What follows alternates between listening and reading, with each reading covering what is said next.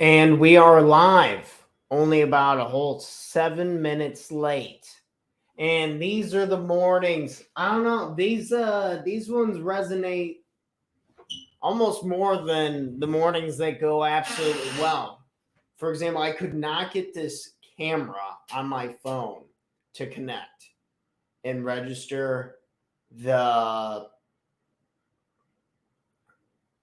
the cold shower this morning felt a little extra cold, and my my internet had to be reset.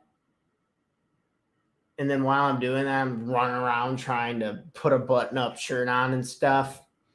And I think this goes well into today's topics and such, in the sense that not every morning's going to go completely smooth. Not every day at work's going to be a breeze. And I'm very grateful to have some type of outlet such as this to come and just talk out what just happened in the last 30 minutes, to kind of be able to look back at it, to slow down, be able to just breathe for a second. So if you're feeling bound up, tight, frustrated, usually one of the best outlets is either to say something about it, to talk it out a little bit, or to breathe it out. And some people are like, no, I'm not doing that. No, I don't need to do that. Oh, need to adjust my mic as well. I am a mess this morning. Some people will hold that shit in and they'll just let it drive nice and deep until their attitude is to what they view and how they feel and who they're interacting with is just complete garbage. So some people walk around and they remind me of legit sunshine. Some people walk around and they remind me of a cloudy day in April when it won't stop raining. So letting these few things, like I'm leaving for Milwaukee in a couple hours to go to a baseball game with my good best friend, and it's going to be a total blast.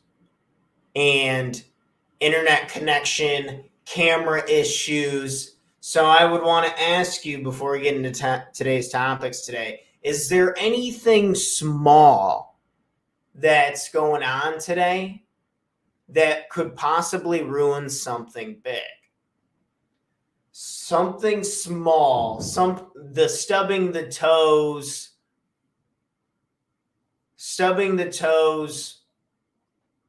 along the way, and then you go see your kid, your spouse, one of your good friends, and then you're grumpy, you're not into it, and you're like taking it out on somebody else.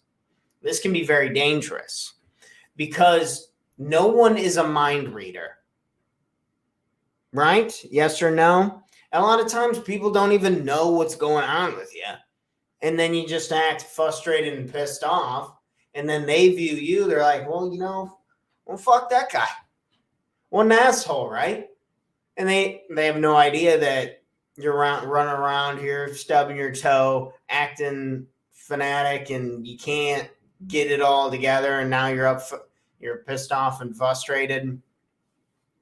And that's not really their deal, unfortunately. But they get to bear the negative weight. So I'd ask ourselves, is there anything small that bugs us a lot that we're not bringing up, that we're not just kind of realizing that's pretty small, that doesn't matter so much? And today I'm going to focus on something that matters a little bit more.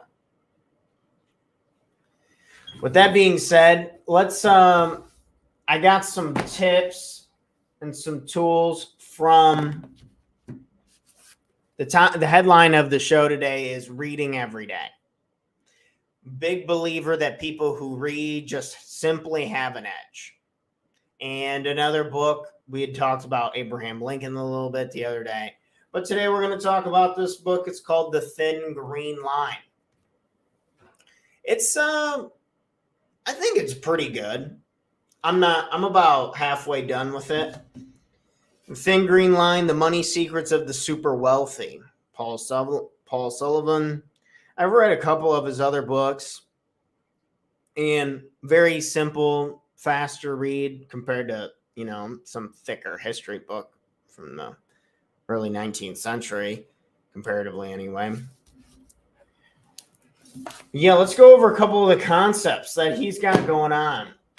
If you're just now waking up and joining us, we're diving into some secrets between trying to be wealthy, don't focus so much on the concept of being rich versus having a wealthy life. We hear a lot about money doesn't make happiness, but money does afford us to do the things that we really want to be doing, or essentially the most important part, it allows us to give to others.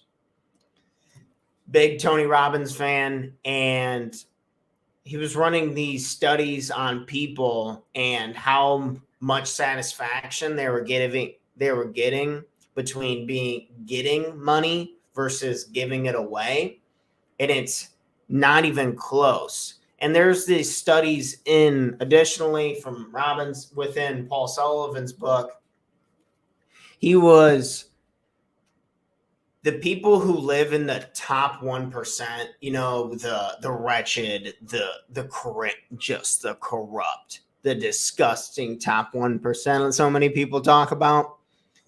They were taking these studies and tests, and a lot of them, all of the people in the top 1% who had a higher satisfaction with life usually had a higher contribution of wealth.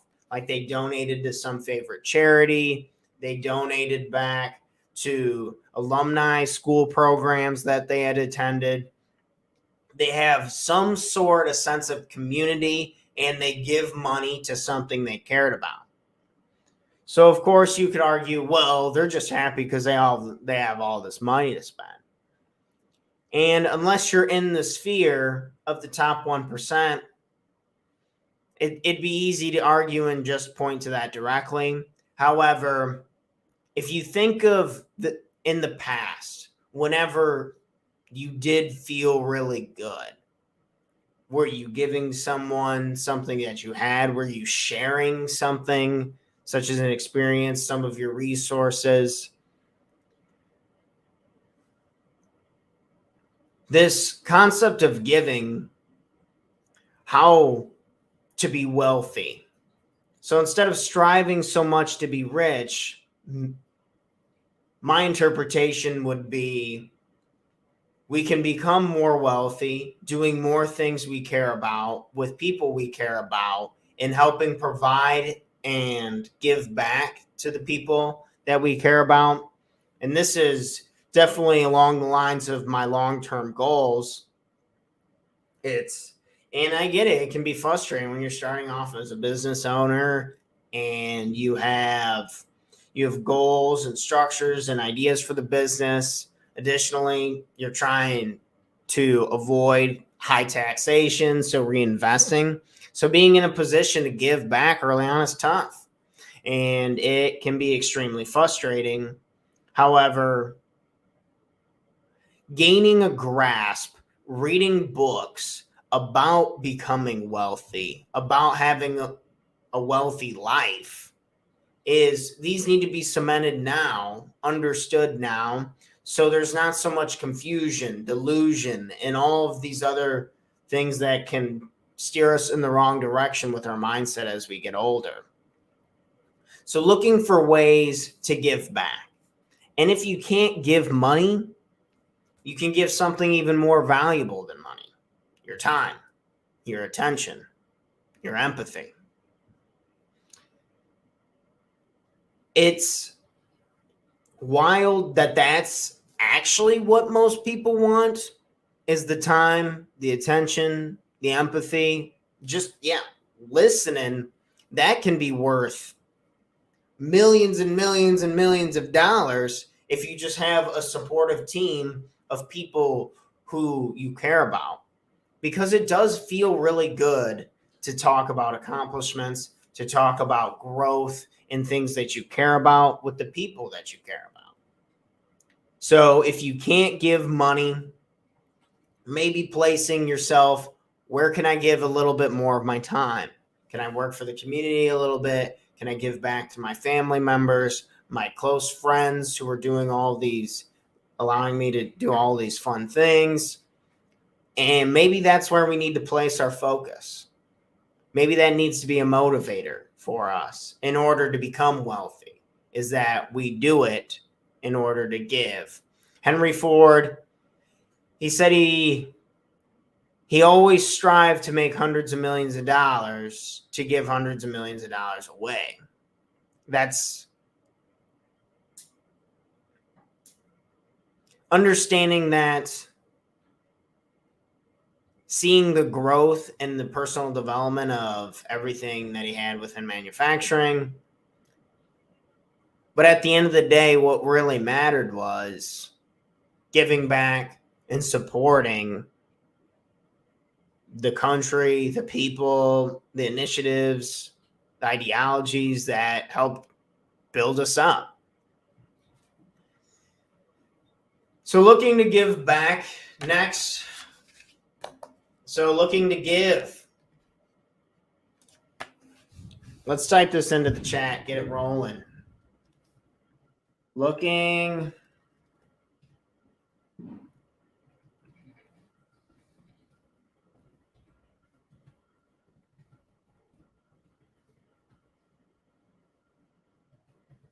to give time and money back to the people we love and care about.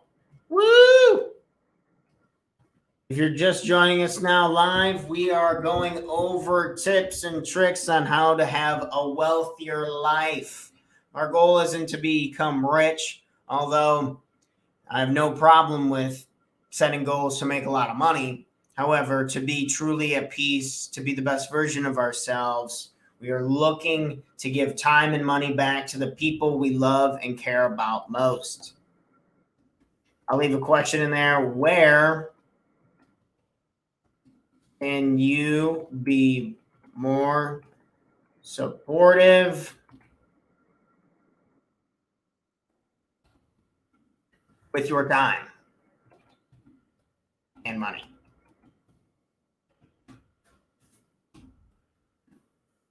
Okay. Next, the next topic is the concept of placing money into buckets. So there's a concept within a lot of financial advisors, and within the book, they talk about placing your, that's upside down. In this book, they talk the thin green line about placing money into buckets, how you should set away a separate account, a separate fund for vacation, for repairs on the house, for taxes, for insurance purposes, and how you should lay out. So we're kind of doing this 2-for-1. The values and the goals of what you want financially with these said buckets. So if your goal, something you really, really value, and that's going to give you a lot of peace and really just be able to bring it all full circle, would be placing money into a travel fund that is going to allow you to travel all over the country, that is going to allow you to check off this bucket list. If you do not have a bucket list, I highly recommend starting one. I usually make people start one within my coaching if they haven't had one, just to give a better idea on priorities on what actually needs to happen in order to make that happen. And sometimes just clarifying a few things on passports and flights and the rest of it's usually pretty cake. With so many tips and tricks and navigators, they make traveling a lot easier nowadays. Or maybe you really value that your child goes to a good college and you want to pay for that so they're not in their eyeballs in debt. That matters a lot to you. So having some type of education fund, bucket policy, or maybe you just don't want your family to be completely destroyed. Say if something freakish happens and you pass away, having some type of life insurance. I'm personally not a big proponent of life insurance. However, I'm also not a financial advisor at all. So take that with a grain of salt. But personally, the money I would pay for life insurance, I just put into investments for my hopeful children in the future. So weighing it out, what matters to you. Or additionally, one of your values, this one's mine, is in the future becoming personally financially free, having more than enough to help cover for everything, including having a couple different houses in different areas to help moderate with the weather and the time change. Because if I'm being blatantly honest, these Midwest winters and spring and early months of the year just drain my soul. And I really, really don't like it. However, with the obligations and the things I have going on in my life, it's just kind of part of the piece of the equation right now. But understanding that unless I put the money aside for my real estate investments, for my real estate endeavors, for my other investments, that the change is never going to come until I make the change. And the logical idea of the buckets is just that simple layer to help with decision making of putting money towards my travel fund, my real estate fund, instead of blowing it to go out to eat anymore. It's like $50 to go out to eat with. If you have a girlfriend, spouse, partner of any kind, and you're taking turn. I mean, it's like $50. I think it was like $42 for us to go out to eat the other day for one meal. And I hope everyone saved a lot of their COVID money, because it is it's coming back. When it prints, it inflates. I think it's up. Inflation's like 8.7% this year. Absolutely brutal. Spend time with people I care about. So we're talking about going out to eat. Maybe that's just your opportunity, say, to go out to eat with your family. My mom had brought up to me the other day this like salt. It's, man, you go and sit with salt and they blow in there. It's relaxing. They play nice music or something like that. But like spending money on for us to go do that and to hang out and to have a good time with people you care about, we should budget for that, because those types of things, they're important.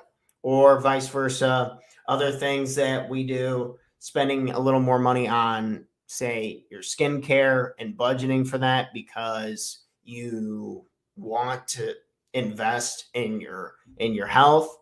So it's a balancing act. But what I can guarantee you, if you don't have these goals like laid out, specific metrics that you want to be hitting, you're probably not going to get there. If you told me you wanted to go on a vacation, you wanted a certain thing, a specific plan in place, you wanted to do this in the morning, this in the afternoon, this in the evening, and you told me how you were going to get there, you told me how long it was going to take, what do you think your odds of completing that are? Probably pretty high. But what if, so say you're not at this point, you don't have a plan. You don't know the details and you don't really know what you want to do. Do you think you're going to execute on that vacation that I was just talking about? No. The answer's no. And life is this weird game of surprises, right? This is working. This isn't working. How do I do it differently? Do I enjoy this? Do I not? So to wrap it all together before we wrap up for today, focusing more on becoming a wealthy person in your life. Not letting the small things like blown in internet connections, disconnected cameras, running around trying to while combing your hair, trying to jump on the show. Don't let that ruin the good stuff. The time with your family, the time with your friends. We all stub our toe, but it's the ones who can stop, slow down, take a second to breathe, pull back, and see what's really going on are the ones who have rich, wealthy lives. If you're on the journey, if you're on the path, if you're not sure to where you get started with this line of thinking, putting in together those plans of your end goals of where do you really want to live? What do you really want to do? You can always go to talktotanner.com and sign up for a free consultation where for 30, 45 minutes, I take you through a couple fun exercises. I make you tell me a few of your plans, and you got to be able to support and have good faith and reason for why you're doing what you're doing. If that sounds of any interest to you and you would possibly be interested in my multiple course month to improving energy and focus and putting together an anti-regret plan, always go to talktotanner.com. And we are always looking to help, give back, and again, improve that focus so we can be there for the people we care about and that energy to help maintain and enjoy and smile. You ever been hanging out at someone's house who you really actually care about, but you can't pull that damn frown off your face because you're just tired? You're like, oh, I just want to go home. I don't really want to deal with this bullshit right now. Is that how we really want to go through it all? Well, if you need some help trying to fix that, always here, talktotanner.com. Thanks so much, guys. Tomorrow we will be live again, 5 a.m. Still chipping away at it, holding ourselves accountable, getting up, taking charge, getting it done so we can have more time to enjoy the things that we do really care about. And being wealthy, read every day. Don't stop educating yourself. Keep yourself sharp. People who read have an edge. Plain and simple. Thanks again. See you guys Friday morning where we will be back taking charge 5 a.m. live Central Standard Time. Thanks so much, guys. Cheers.